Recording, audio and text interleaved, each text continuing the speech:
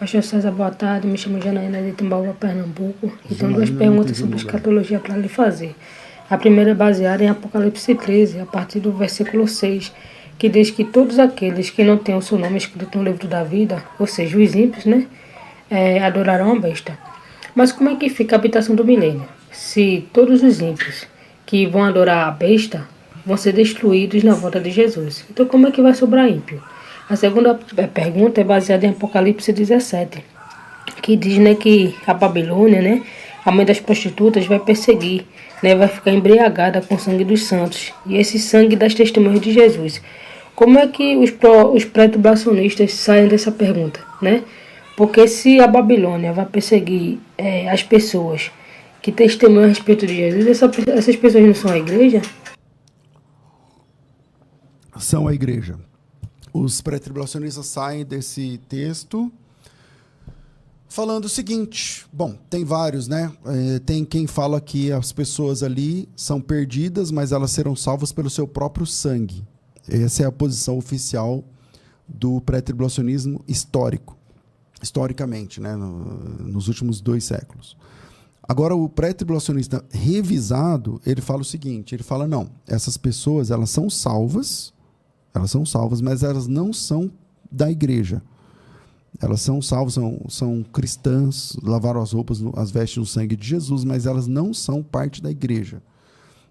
E aí a vida do pré-tribulacionista é difícil nesse momento, porque, veja, em Apocalipse 7, você mencionou Apocalipse 17, mas em Apocalipse 7, a Bíblia diz que aqueles que foram mortos lá na frente, porque o Apocalipse 7 é uma visão do que está lá no céu, né? Então, que eles vieram da grande tribulação. Então, a grande tribulação vai acontecer lá na frente, mas o João já está vendo. E aí ele está dizendo assim, que aqueles que vieram da grande tribulação lavaram suas vestes no sangue do Cordeiro. Eles eram cristãos, eram nossos irmãos, né? Também você tem Apocalipse capítulo 21, falando que aqueles que foram degolados na grande tribulação, que não aceitaram a marca da besta, nem o sinal na testa, nem nas mãos. Quer ver? Ó? Versículo 4. Vi ainda as almas dos decapitados por causa do testemunho de Jesus.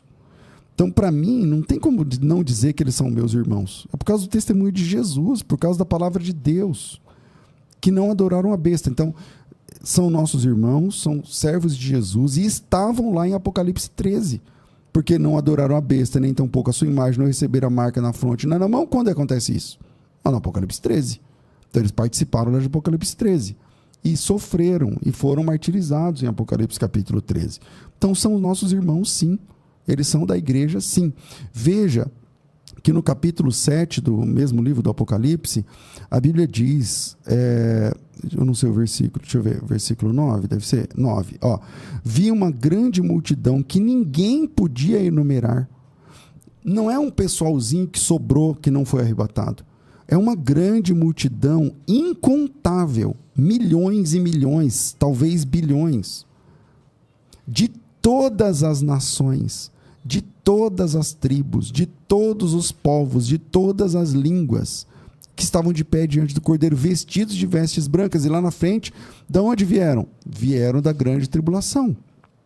Né? São esses que vieram da grande tribulação, lavaram suas vestiduras, as alvejaram no sangue do Cordeiro.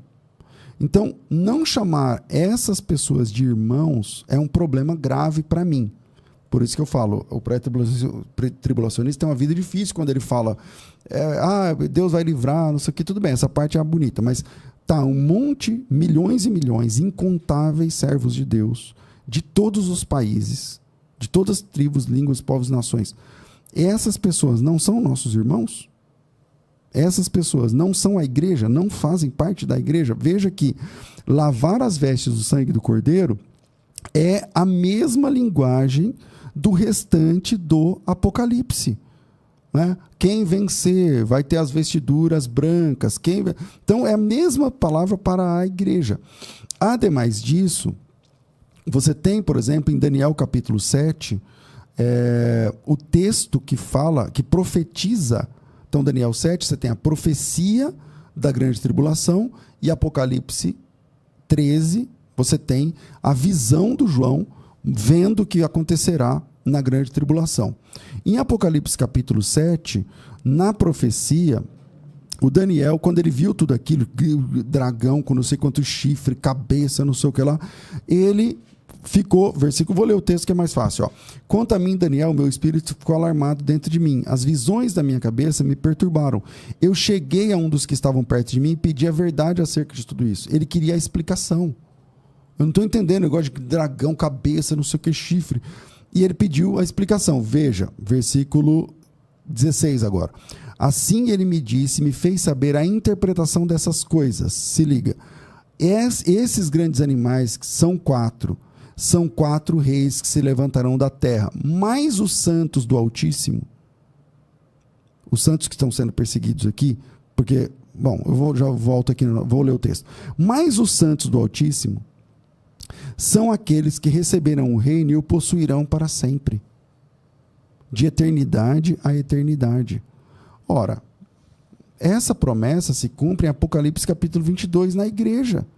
Ó, versículo 5. Então já não haverá mais noite, nem precisam eles de candeia, nem luz do sol, porque o Senhor brilhará sobre eles, e eles reinarão de eternidade a eternidade, meu Deus do céu.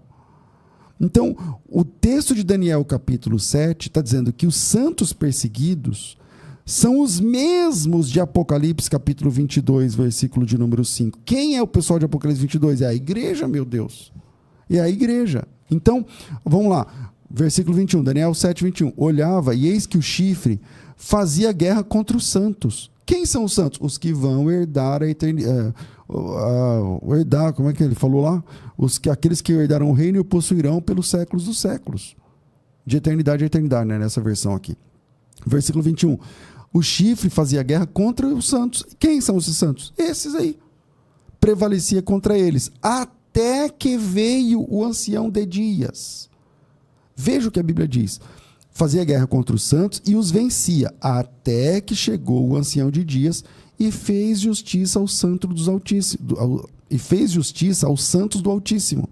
Quem é o ancião de dias, senão Jesus Cristo? E fez justiça aos santos do Altíssimo, e veio o tempo em que os santos possuíram o reino, que é a profecia. Então, essa é a profecia. Em Apocalipse capítulo 13 é o cumprimento dessa profecia. Então, quem são os santos? Aqueles que possuirão o reino para todo sempre. É a igreja. É a igreja. Então, a pergunta era, como é que os pré-tribulacionistas... Pré-tribulacionistas têm uma vida difícil nessa parte, porque aí tem que sair pela tangente e começar a enxergar, fazer a hermenêutica que eu chamo de hermenêutica Thundercats. Pastor, o que é a hermenêutica Thundercats? É o pessoal que tem a visão além do alcance. Então, tem a visão além do alcance, é a hermenêutica Thundercats. E a segunda pergunta dela, não, já fez as duas perguntas. É isso aí. A segunda pergunta dela é da Babilônia, mas eu não lembro mais. Mas tá bom, já está bem respondido. Tá certo?